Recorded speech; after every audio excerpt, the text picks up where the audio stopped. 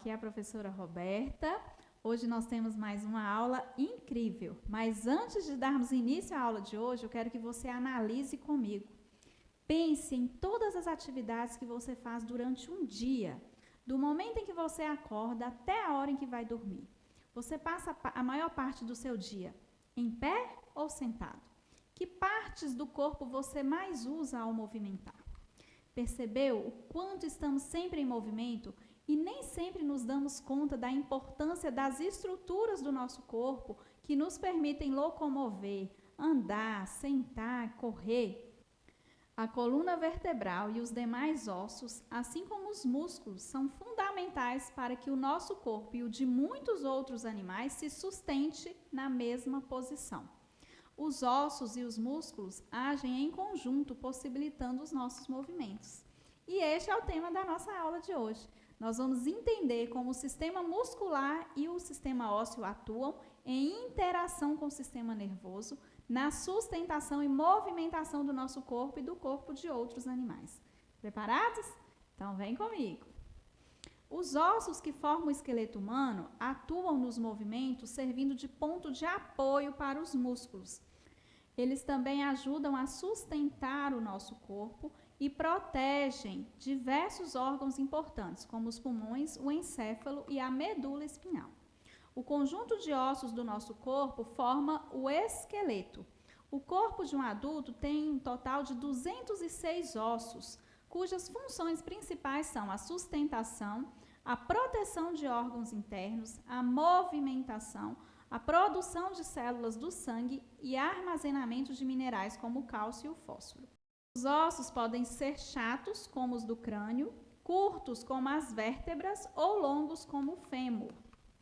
As articulações são regiões de contato entre dois ou mais ossos, que se mantêm unidos por um tecido conjuntivo, denominado ligamento. Algumas articulações ainda são compostas de cartilagem, que protegem os ossos do desgaste.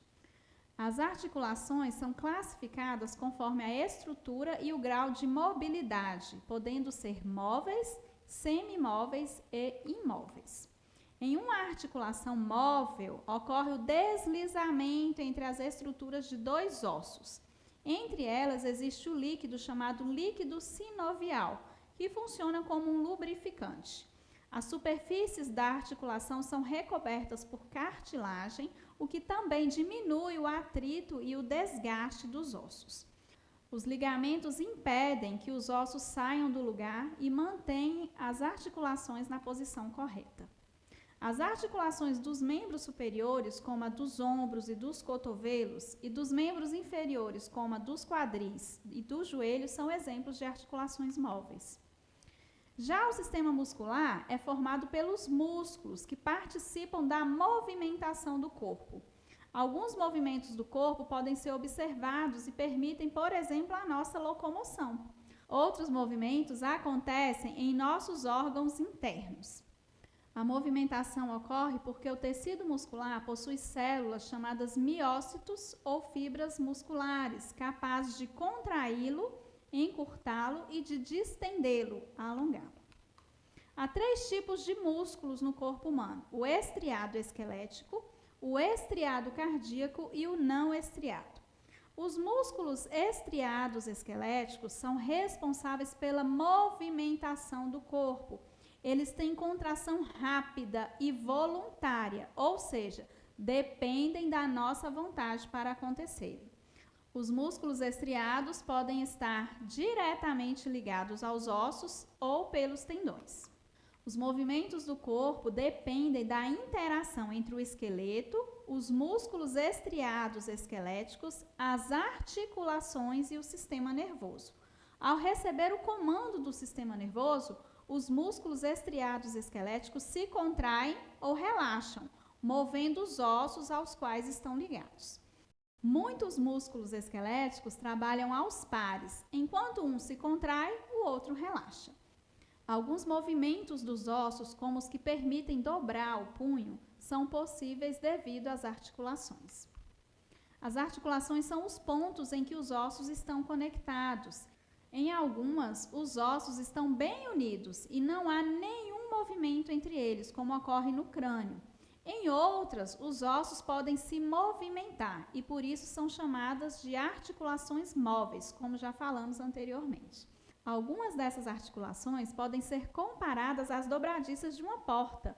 Você pode dobrar a perna ou o antebraço, porque no joelho e no cotovelo existem articulações desse tipo. Além de possibilitar movimentos, os sistemas esquelético, muscular e nervoso também mantêm a postura ereta do corpo humano. Já o músculo estriado cardíaco é responsável pelos batimentos do nosso coração.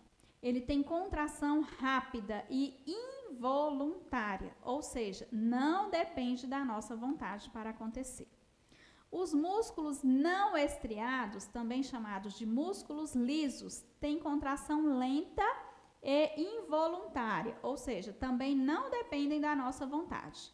São responsáveis pelos movimentos dos órgãos internos, como aqueles que fazem parte do sistema digestório, por exemplo. E agora nós vamos entender como nós podemos manter a saúde do nosso sistema locomotor. Mantenha as costas retas e a cabeça erguida ao caminhar. Quando estiver sentado ou sentada, mantenha a coluna reta apoiando as costas em toda a extensão do encosto da cadeira. Fique com os pés bem apoiados no chão. Levante-se de vez em quando para ativar a circulação sanguínea e relaxar os músculos. Evite carregar objetos pesados, forçando apenas um lado do corpo e mantenha os objetos próximos ao seu corpo. Pratique exercícios físicos com regularidade, sempre sob orientação de especialistas. Controle o seu peso, mantendo uma alimentação saudável. A obesidade favorece o aparecimento de problemas na coluna e nos joelhos. Não carregue mochilas pesadas, elas devem pesar no máximo o equivalente a 10% do seu peso corporal e devem ser carregadas sempre com as duas alças nos ombros, e uma outra opção seria a mochila com rodinhas. Assista essa videoaula quantas vezes achar necessário, revise esse conteúdo, faça um resumo no seu caderno, faça tudo com capricho. Eu fico por aqui, te encontro na próxima aula. Até mais!